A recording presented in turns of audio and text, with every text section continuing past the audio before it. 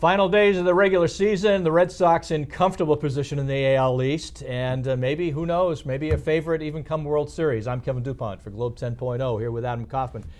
Some of the offseason moves by Ben Cherington were questionable in the context of giving a whole lot of money to sort of B talent, A money for B talent, but it's worked out well. I've got him as MLB, certainly American League, but MLB Executive of the Year. You?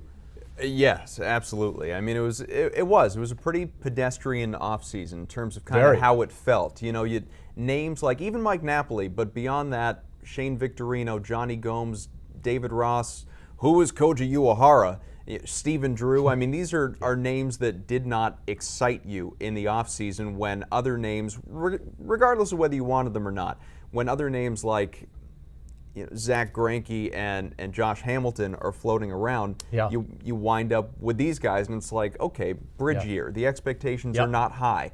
But look at what they've done. Now, unlike last year, a 69-win team, this team could win 100.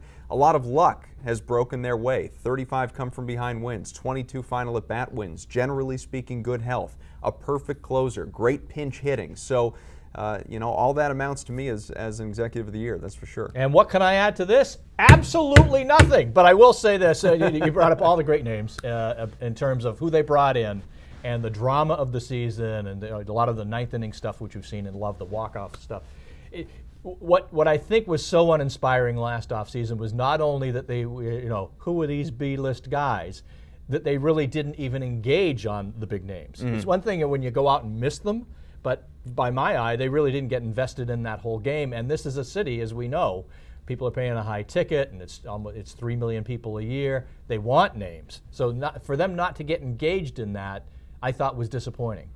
Yeah, I can see that. Outcome great. They had their plan, which was short-term deals, 3-year deals or less, and fairly short money, even though $13 million annually to Shane Victorino and the attempt at doing so with Mike Napoli was a lot of money. It's not the $25 million a year for guys and money that Jacoby Ellsbury could, in theory, claim coming up here as a free agent. Right. So, they've sort of brought in that blue-collar mentality, and it's worked out. Everyone's grown a beard, and everything's going well. That's right.